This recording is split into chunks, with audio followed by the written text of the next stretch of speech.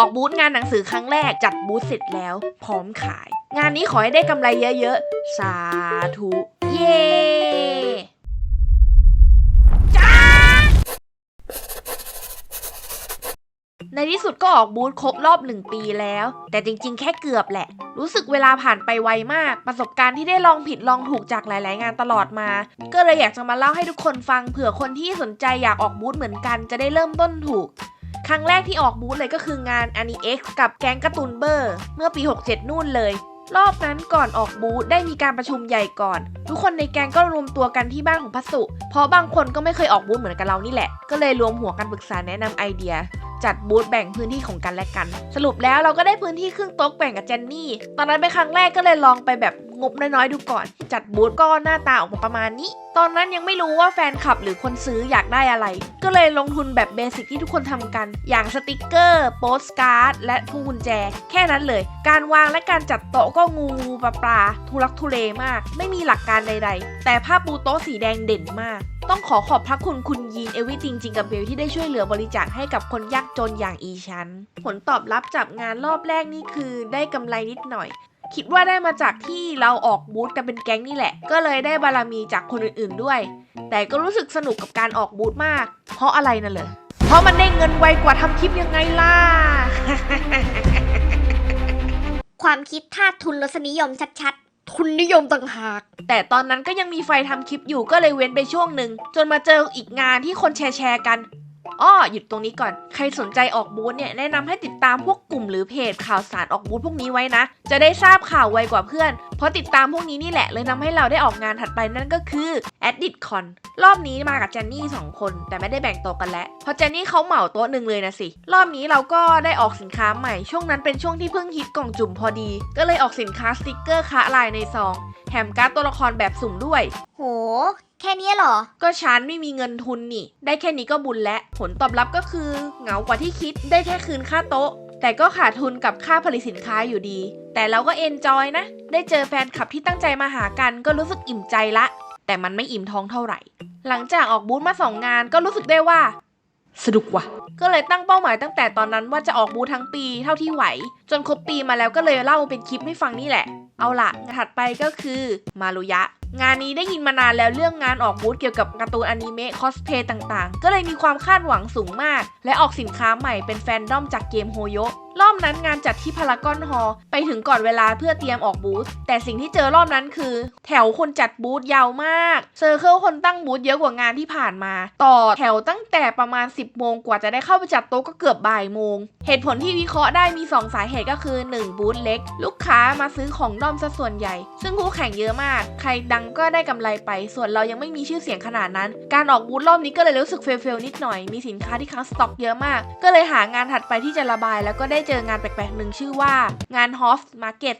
ที่แปลกคือเป็นงานขายสินค้าอาร์ตมีขายหนังสือมือสองและมีขายเบียร์คาพร้อมกับเวทีเพลงเบาๆชิลๆจัดกลางแจ้งในสวนหน้าตึกออฟฟิศแถว BDS หมอชิดงานอะไรเนี่ยรอบนั้นได้ชวนน้องที่รู้จักคนหนึ่งซึ่งออกบูธอยู่แล้วไปด้วยกันแบ่งโต๊ะกันคนละครึ่งก็เจอลูกค้าแปลกๆอย่างต่างชาตินี้หรือคนติดๆงี้ซึ่งทำให้เราจับทางได้อย่างหนึ่งก็คือสติกเกอร์ออกง่ายที่สุดเพราะมีราคาไม่แพงและเอาไปใช้งานได้ง่ายแต่ผลตอบรับงานนี้ได้แค่คืนทุนค่าโต๊ะอย่างเดียวเช่นเคยเพราะไม่ตรงกลุ่มลูกค้าเท่าไหร่แต่ก็เป็นประสบการณ์ที่แปลกดีงานถัดมานี่แหละเป็นตัวเปลี่ยนชีวิตเลยก็ว่าได้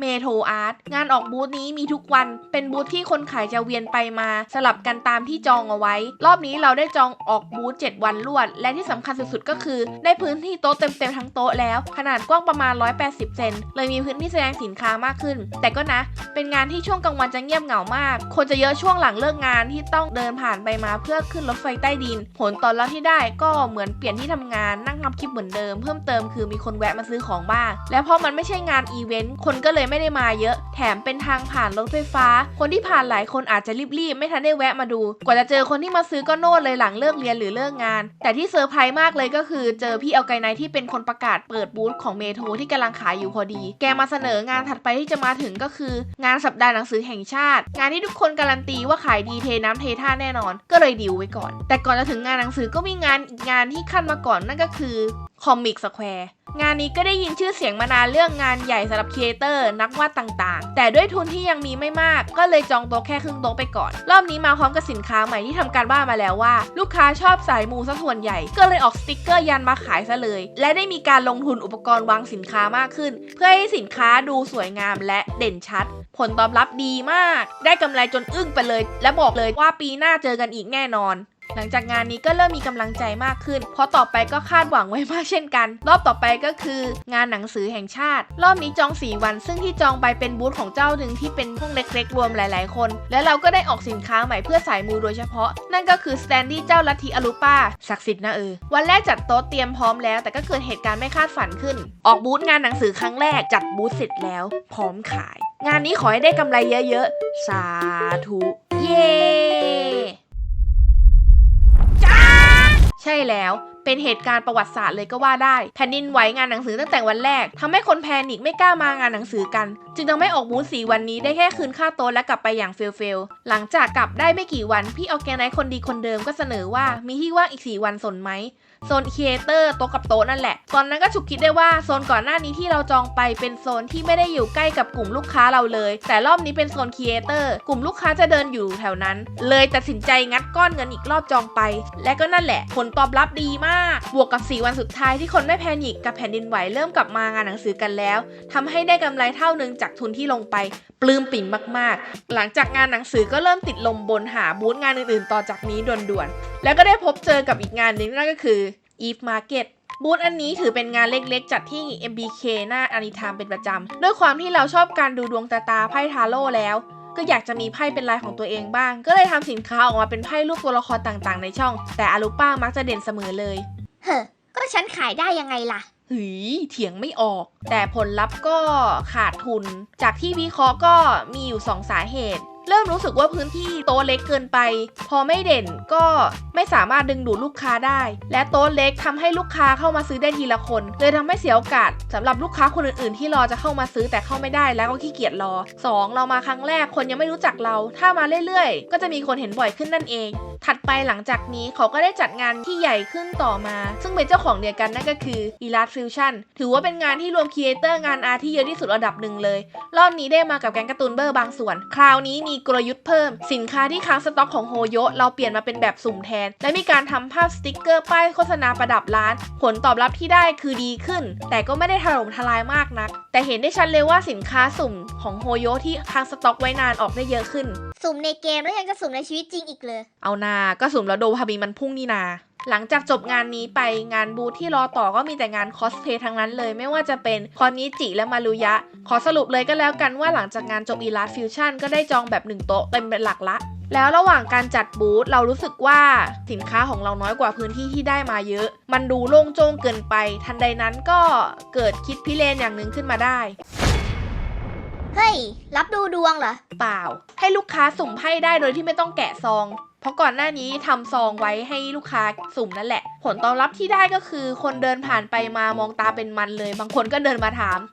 นี่คืออะไรเหรอครับดูดวงได้เหรอครับเปล่าค่ะอันนี้คือดูดวงแบบคร่าวๆไม่ได้ดูดวงจ๋าขนาดนั้นแต่แบบว่าสุ่มไพ่แล้วก็เอาการ์ดกลับบ้านได้เลยใบละ40 บาทค่ะงั้นเอา1 ใบครับที่สนุกก็คือได้ลุ้นกับลูกค้าด้วยว่าเขาจะได้ไพ่อะไรแล้วได้ปฏิสัมพันธ์กับลูกค้ามากขึ้นด้วยกำไรที่ได้จาก2 งานนี้ถือว่าค่อนข้างพอใจเลยล่ะจากที่ไม่มั่นใจงานคอสงานอนิเมะตอนนี้เริ่มได้กำไรกับงานหมวดนี้แล้วงานถัดไปก็เป็นงานใหญ่ครั้งแรกอีกเหตุการณ์หนึ่งเลยทำไมงานใหญ่มันเยอะจังนั่นก็คืองานขายหัวเราะเป็นงานรวมคาแรคเตอร์ไทยที่จัด4 วันรวดเขาจัดครั้งนี้เป็นครั้งที่1เป็นครั้งแรกเห็นเจนนี่ไปแล้วก็เลยอยากไปจอยด้วยถึงตอนออกบูธจะอยู่คนละฝ้าก็เถอะรอบนี้ได้บารมีจากพี่ชายท่านหนึ่งเป็นเจ้าของคาแรคเตอร์คาปิบาร่าตัวนี้เราแบ่งกับเขาคนละครึ่งโต๊ะเพราะค่าโต๊ะคนเดียวมันไม่ไหวจริงๆผลตอบรับก็ดีนะเป็นงานที่จะดึงคนที่ไม่ได้ติดตามงานคอสเพย์งานอีเวนท์ที่เป็นงานอีลาสหรือนักวาดแต่ตามพวกคาแรคเตอร์ของดาราและด้วยความที่งานไม่มีค่าเข้าคนทั่วไปเดินผ่านไปผ่านมาก็มีโอกาสเห็นจำนวนมากถือว่าเปิดโลกเลย